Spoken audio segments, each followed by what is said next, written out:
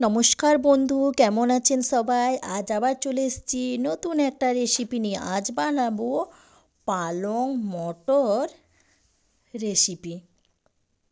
চলো ঝটপট আমরা রেসিপিটা দেখে নিই। এই রেসিপিটা বানানোর জন্য পালং শাক নিয়ে নিয়েছি। পালং শাকগুলো খুব সুন্দর করে ছোট ছোট করে আমি কেটে নিয়েছি।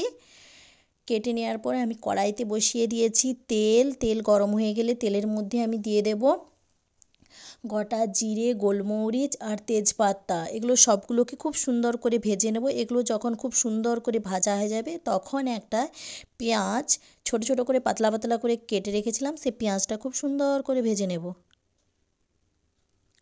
পেঁয়াজটা যখন আমার হালকা হালকা করে ভাজা হয়ে আসবে, খুব সুন্দর এইভাবে নাড়াচাড়া করে ভেজে নেব। পেঁয়াজটা যতক্ষণ ভাজা হচ্ছে ততক্ষণে আমি টমেটোটার পেস্ট বানিয়ে নেব। একটা বড় সাইজের টমেটো নিয়ে নিয়েছি। টমেটোটা ছোট ছোট করে কেটে নিয়েছি। কাটার পরে আমি এটার মধ্যে দিয়ে দিয়েছি রসুন, আদা, এগুলোর একটা সুন্দর পেস্ট বানিয়ে নেব। কাজু পেস্ট বানিয়ে নিয়েছি। পেঁয়াজটাও আমার খুব সুন্দর করে ভাজা হয়ে এসেছে। পেঁয়াজটা সুন্দর করে ভাজা হয়ে গেছে। এরপরে আমি পেঁয়াজটা দেখো লাল লাল হয়ে গেছে। এরপরে যে পেস্টটা রেখেছিলাম এর মধ্যে আমি দিয়ে দেবো একটু অল্প বেসন। বেসনটা পেঁয়াজের মধ্যে খুব ভালো করে নাড়াচাড়া করে নেব। বেসনটা নাড়াচাড়া করার পরে আমি যে পেস্টটা বানিয়েছিলাম সেই পেস্টটা পেঁয়াজের মধ্যে দিয়ে দেব। পেস্টটা আমি দিয়ে দিচ্ছি পেঁয়াজের মধ্যে। দেওয়ার পরে আমি খুব ভালো করে আরেকবার নাড়াচাড়া করব। এরপরে আমি দিয়ে দেবো গুঁড়ো মশলা, লঙ্কা গুঁড়ো, হলুদ গুঁড়ো, ধনে গুঁড়ো। গুঁড়োটা দেওয়ার পরে আমি পেস্টটা দিয়ে দেবো। পেস্টটা দেওয়ার পরে খুব ভালো করে আমি নাড়াচাড়া করব। এর মধ্যে অল্প পরিমাণে দিয়ে দেবো নুন দেওয়ার পরে খুব ভালো করে মশলাটা আমি কষিয়ে নেব। এইভাবে মশলাটা সুন্দর করে কষিয়ে নিতে হবে। মশলাটা থেকে খুব সুন্দর একটা কালার বের হবে। এই রেসিপিটা দেখতেও যতটা সুন্দর হবে খেতেও কিন্তু তার থেকেও বেশি সুন্দর হবে। এইভাবে তোমরাও বাড়িতে ট্রাই করো। অল্প পরিমাণে জল দিয়ে দেব। জল দেওয়ার পরে খুব ভালো করে আমি আরেকবার মশলাটাকে সবগুলোকে একসঙ্গে খুব সুন্দর করে মিশিয়ে নেব।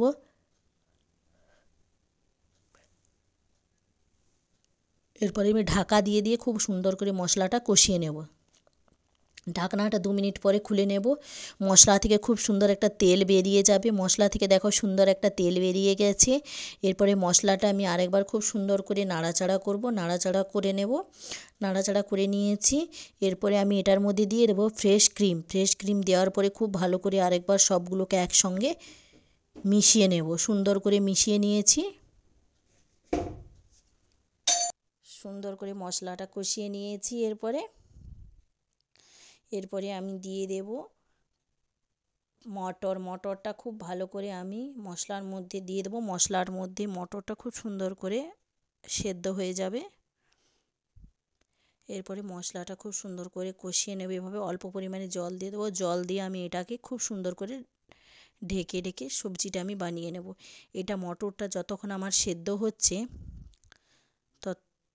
ততক্ষণ আমি তাওয়া বসিয়ে দেবো গ্যাসের মধ্যে আমি বসিয়ে দিয়েছি তাওয়া। অল্প পরিমাণে দিয়ে দেবো এটার মধ্যে গরম মশলা দেওয়ার পরে তাওয়া বসিয়ে দেবো। তাওয়ার মধ্যে দিয়ে দিচ্ছি সাদা তিল, রসুন আর শুকনো লঙ্কা। এগুলোকে একটু ভেজে নেওয়ার পরে আমি পালং শাকটা দিয়ে দেবো। পালং শাকটা দেওয়ার পরে পালং শাকটা থেকে রসটা বার করে নেব। খুব সুন্দর করে এইভাবে নাড়াচাড়া করে পালং শাকের রসটা আমি শুকিয়ে নেব।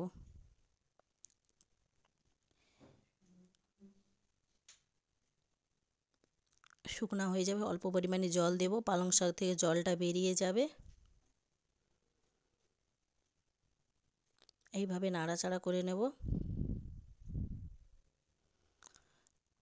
শাকটা একদম শুকিয়ে গেছে, একদম রেডি হয়ে গেছে। এরপরে শাকটা আমি ঢাকনাটা খুলে নেব। দেখো গ্রেভিটা ঢাকনা খুলে নিয়েছি। এরপরে শাকটা আমি এর সঙ্গে মিক্স করে দেব। শাকটা মিশিয়ে দিয়েছি। শাকটা মিশিয়ে দেওয়ার পরে শাকটাকে খুব ভালো করে মশলার মধ্যে মিশিয়ে নেব। মিশিয়ে নিয়েছি। আর একটু 2 মিনিটের মতন আমি ঢাকনা দেব। ঢাকনা দেওয়ার পরে খুব ভালো করে একটু ফুটিয়ে নেব। 2 মিনিটের মধ্যে দেখো আমার রেডি হয়ে গেছে। এরপরে ঢাকনাটা খুলে নেব। গ্রেভিটা সুন্দর করে নেব। খুব সুন্দরভাবে হয়ে গেছে। দেখতে যতটা সুন্দর হয়েছে খেতেও কিন্তু ততটাই সুন্দর হবে। ভিডিওটি যদি তোমাদের ভালো লেগে থাকে অবশ্যই লাইক, কমেন্ট, শেয়ার করবে। পাশে থেকো, সাথে থেকো। দেখা হচ্ছে নতুন একটা রেসিপির সঙ্গে। Tata, by.